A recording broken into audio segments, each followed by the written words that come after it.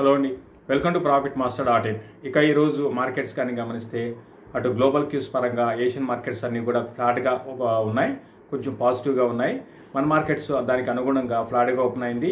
అయితే డే అంతా కూడా కన్సాలిడేషన్లో మార్కెట్స్ కొనసాగాయి. నిఫ్టీ రేంజ్ కూడా పెద్దగా ఈరోజు అంటే హైకి లోకి రేంజ్ కూడా పెద్దగా లేదు. అయితే ఆ కన్సాలిడేషన్లోనే కొంచెం ఇంట్రాడే పరంగా వోల్టాలిటీ అనేది నిఫ్టీలో ఉంది. అదేవిధంగా బ్యాంక్ నిఫ్టీలో కూడా ఇంట్రాడే పరంగా కొంత వోల్టాలిటీ అనేది కనపడింది.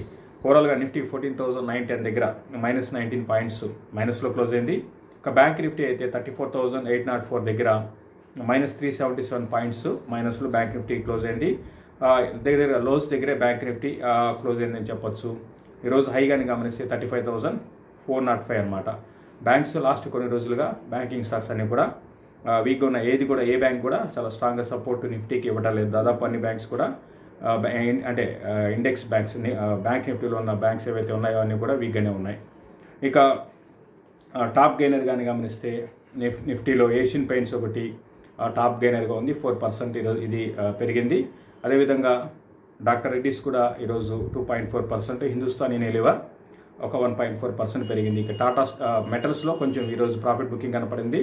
టాటా స్టీల్ టాప్ లూజర్గా ఉంది. మరోవైపు సిప్లా 1.5% మైనస్లో ఉంది. ఎల్ఎన్టీ -1.5% ఈరోజు క్లోజ్ అయింది. ఇక అడ్వాన్స్ డిక్లైన్ రేషియో కానీ గమనిస్తే కొంచెం డిక్లైన్స్ ఎక్కువ ఉన్నాయి. 800 స్టాక్స్ డిక్లైన్స్ ఉంటే అడ్వాన్సెస్ 709 అనమాట. ఈవెన్ మిడ్ అండ్ స్మాల్ క్యాప్లో కూడా కొంచెం ప్రాఫిట్ బుకింగ్ అనేది కనపడుతుంది. అయితే కొన్ని స్టాక్ స్పెసిఫిక్ మాత్రం కంటిన్యూగా ర్యాలీ అయితే కొన్ని స్టాక్స్లో ర్యాలీ అనేది కొనసాగుతూ ఉంది. సెక్టార్ వైజ్గా కానీ గమనిస్తే పాజిటివ్గా ఉంది. ఈరోజు ఐటీ ఒకటి కొంచెం పాజిటివ్గా ఉంది. ఇంకా చెప్పాలంటే సెక్టార్ కన్నా ఎక్కువగా స్టాక్ స్పెసిఫిక్ ఉందండి.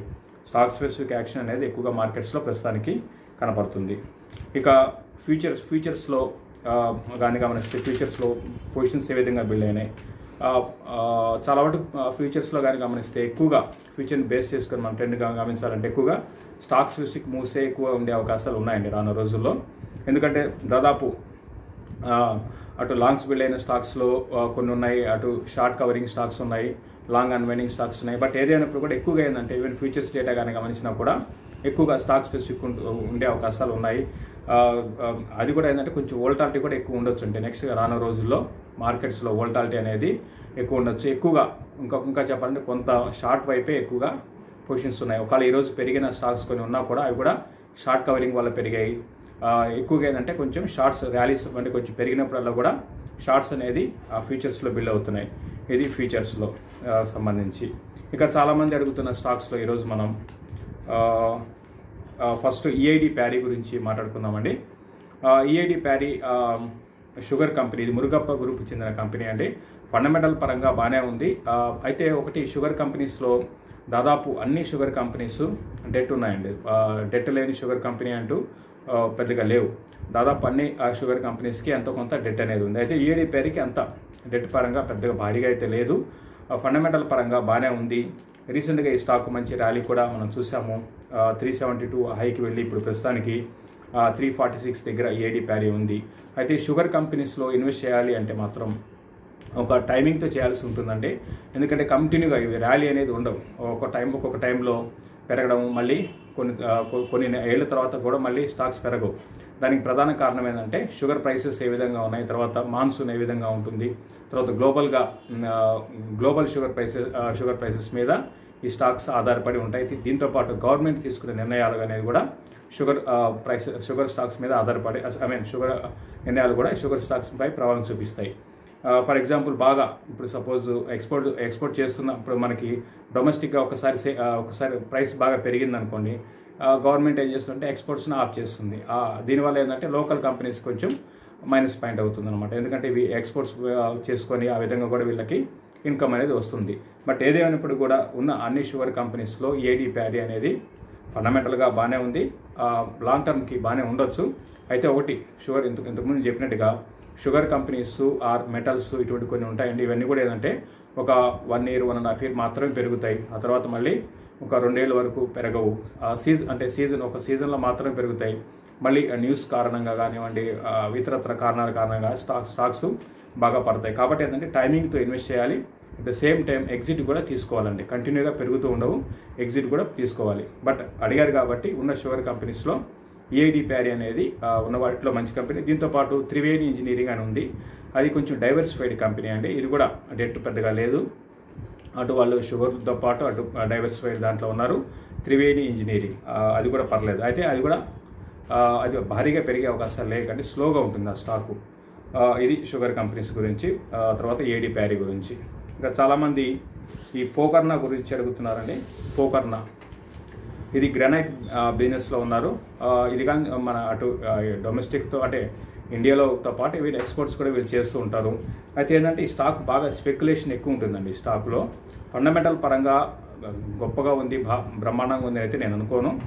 దీనికి ఏంటంటే గ్రోత్ లేదండి. ఇప్పుడు లాస్ట్ ఇయర్కి ఇప్పుడు ఫర్ ఎగ్జాంపుల్ చెప్పాలి అంటే 2018 డిసెంబర్ క్వార్టర్ రిజల్ట్కి ఈ రిజల్ట్ ఇప్పుడు వచ్చిన డిసెంబర్ రిజల్ట్ కానీ చూస్తే మనకి ఇంకా గ్రోత్ పక్కన పెట్టి అప్పుడు కన్నా ఇప్పుడు తక్కువగా ఉంది రిజల్ట్ పరంగా.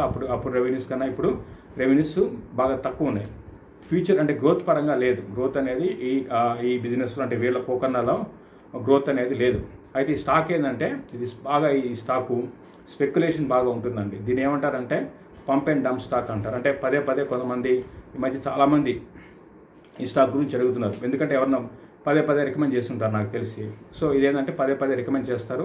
సో రీటైల్ ఇన్వెస్టర్స్ దాన్ని కొనడం స్టార్ట్ చేస్తే ఎవరైతే రికమెండ్ చేశారో వాళ్ళు ఈ స్టాక్ నుంచి ఎగ్జిట్ తీసుకుంటారండి. కాబట్టి ఏంటంటే ఫండమెంటల్ పరంగా ఓకే, గొప్పగా బ్రహ్మాండంగా ఉంది, మంచి ఫ్యూచర్ ఉంటుంది అయితే అనుకోను.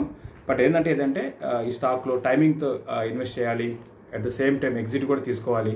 లేకపోతే ఒకసారి మళ్ళీ మనం దీంట్లో నుంచి ఎగ్జిట్ కాకపోతే మళ్ళీ ఆ స్టాకు మళ్ళీ మన రేటుకి వచ్చే అవకాశం లేదు. రీసెంట్గా 259 దాకా వెళ్ళింది, ప్రస్తుతానికి 200 రూపీస్కి వచ్చింది. దానికి ముందుగానే గమనిస్తే 100 బిలోకి వెళ్ళింది ఒక టైంలో. ప్రస్తుతానికి 200 రూపీస్ దగ్గర ట్రేడ్ అవుతుంది. కాబట్టి టైమింగ్ అనేది ఈ స్టాక్లో ఇన్వెస్ట్ చేసినప్పుడు అండ్ ఎగ్జిట్ కావడం కూడా చాలా ఇంపార్టెంట్. ఇవన్నీ కూడా ఏంటంటే ఇన్వెస్ట్మెంట్ స్టాక్ కాదండి ఇటువంటివన్నీ కూడా.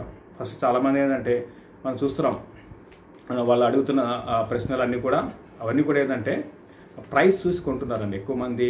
అంటే స్టాక్ బాగా పెరుగుతుందనో, లేకపోతే ఎవరన్నా పదే పదే రికమెండ్ చేసిన స్టాక్స్, లేకపోతే 30 రూపాయలు 40 రూపాయలు ఉందనో ఇవన్నీ చూసుకుంటున్నారు. ఫస్ట్ ఆ విధంగా మీరు ఇన్వెస్ట్ చేయడం అనేది కరెక్ట్ కాదండి. ఇప్పుడు నేను ప్రస్తుతానికి టైం బీయింగ్ మీకు ఆ స్టాక్స్ పెరగచ్చేమో, కానీ ఒకవేళ మీరు ఎగ్జిట్ కాలేదనుకోండి రైట్ టైంలో, ఇంకా స్టాక్స్ మళ్ళీ మీ ప్రైస్కి రావు. ఇవన్నీ కూడా ఏంటంటే ఎక్కువగా స్పెక్యులేషన్గా జరుగుతూ ఉంటుంది. స్మార్ట్ మనీ అంతా అంటే కొన్ని రోజులు ఒక స్టాక్లో ఉంటుంది, కొన్ని రోజులు ఒక స్టాక్లో ఉంటుంది.